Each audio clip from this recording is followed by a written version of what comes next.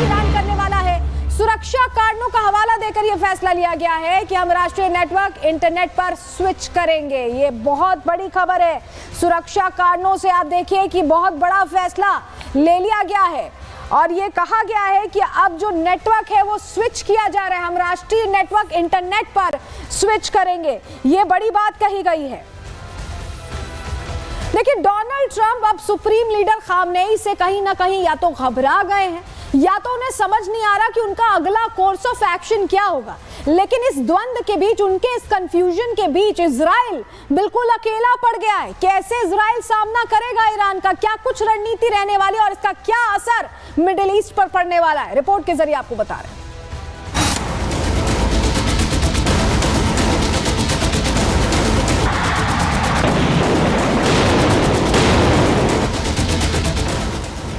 America middle east को अशांत करने, दूसरे देशों में तख्ता पलट करने और आतंकी संगठनों की अप्रत्यक्ष रूप से मदद करने के लिए बदनाम रहा है। लेकिन डोनाल्ड ट्रंप ने दूसरी बार अमेरिका की सत्ता संभालने से पहले दुनिया में शांति कायम करने के हवाई दावे किए थे। लेकिन उन दावों की हवा सबसे पहले रूस यूक्रेन युद्ध में निकली, तो दूसरी बार भारत पाक तनाव के बीच।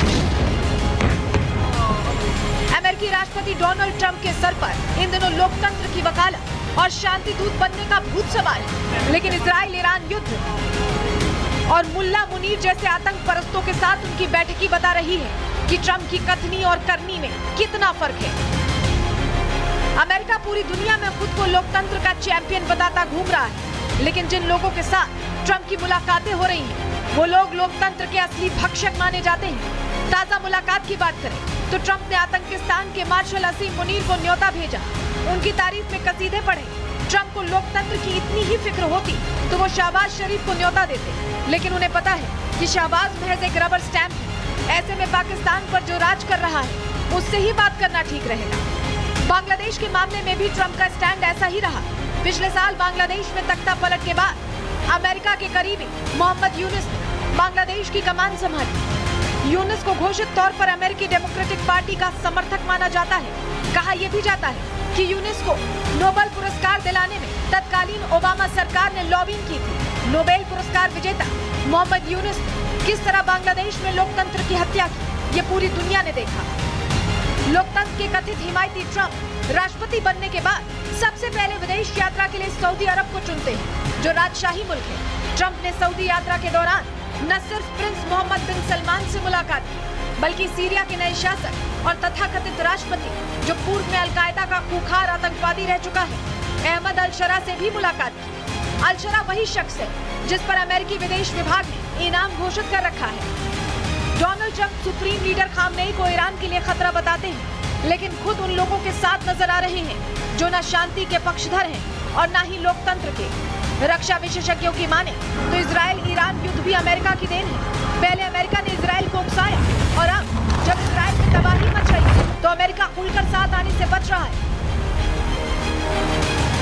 क्योंकि ट्रंप को पता है कि अगर वो जंग में खुलकर सामने आए तो कई ऐसे देश तैयार बैठे हैं जो अमेरिका से सीधा टकराने का मादा रखते हैं। Bureau report, Republic Bharat. और इस बीच एक और बड़ी खबर मिली है मिडिल ईस्ट से। रोमानिया ने 150 कर्मचारी बुला लिए। ईरान और इजराइल के दूतावासों से स्वदेश बुला लिया गया है इन कर्मचारियों को। रोमानिया ने 150 कर्मचारी अपने वापस बुला लिए हैं। जिस तरह की आपात स्थिति लगातार बनी हुई है मिडिल ईस्ट में, क्योंकि इजराइल ईरान का युद्ध ठंडा होने के बजाय और विध्वंसक होता जा रहा है, जिसके बाद अब ये रोमानिया ने अपने लोगों को दूतावास से वापस बुला लिया। 150 कर्मचारी हैं जिन्हें वापस बुलाया गया है। हम आपको बता ही रहे थे रिपोर्ट के जरिए कि कैसे डोनाल्ड ट्रंप पल पल बदल रहे हैं। शांति के पक्षधर होने की बात करते हैं, लेकिन शांति समझौता करने वाले लोगों के साथ नहीं बैठते, बल्कि जो लोकतंत्र का बेड़ा गर्क करते हैं, जो आतंक फैलाते हैं, उनके साथ कुर्सी साझा करते दिखाई दे रहे हैं। ये जो तस्वीर है उस दौर की है जब आप समझिए कि प्रधानमंत्री नरेंद्र मोदी में उन्होंने विश्वास दर्शाया और कहा कि उसी नीति पर वो चलना चाहते हैं, शांति के पक्षधर है, लेकिन उस रास्ते पर वो चलते नहीं दिखाई दे रहे। आपको हम ये भी बताएं कि कि प्रधानमंत्री ने उन्हें आईना पहले ही दिखा दिया, उन्हें पहले ही कह दिया कि हम बिल्कुल भी किसी भी कीमत पर द्विपक्षीय वार्ता से आगे किसी तीसरे का इंटरवेंशन बर्दाश्त नहीं करेंगे। लेकिन ट्रंप है कि सुधरते नहीं। बताते हैं क्यों हम ऐसा कह रहे हैं। अमेरिका की तरफ से भारत को निमंत्रण दिया गया, पीएम मोदी ने निमंत्रण को सिरे से अस्वीकार किया है। अमेरिका से दूरी भारत की अब कूटनीति का हिस्सा दिखाई दे रही है। भारत क्षेत्रीय समीकरण बनाए रखना चाहता है। इजराइल ईरान दोनों से भारत के रिश्ते बहुत अच्छे हैं। पाकिस्तानी आर्मी चीफ अमेरिका की गोद में बैठा मुनीर पहुंचा था। आतंकिस्तान की तरफ ट्रंप का जो नरम रुख दिख रहा है, उसके बाद भारत ने अपना कड़ा रुख कर लिया है। भारत का आतंकवाद के खिलाफ जीरो टॉलरेंस है। भारत बहुत मौकों पर यह कह चुका है, और जब 35 मिनट की बातचीत हुई प्रधानमंत्री और डोनाल्ड ट्रंप के बीच, तब भी भारत ने अपना रुख क्लियर किया।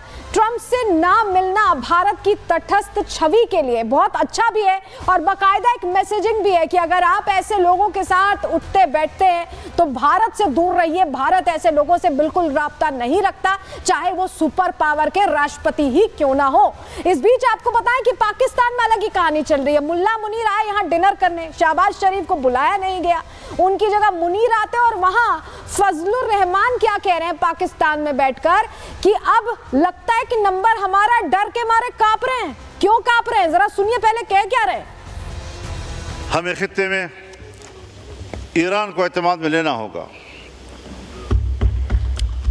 हम ईरान के साथ खड़े हैं और पाकिस्तान को खुलकर खड़ा हो जाना चाहिए। हमें खुलकर अहले गज़ा के साथ, फ़लस्तीनियों के साथ खड़े हो जाना चाहिए। फ़लस्तीन से आगे लबनान पर वो हमला कर चुका है। इराक़ पे जो कुछ गुजरी है वो आपके सामने है। उसके बाद ईरान, उसके बाद अब पाकिस्तान।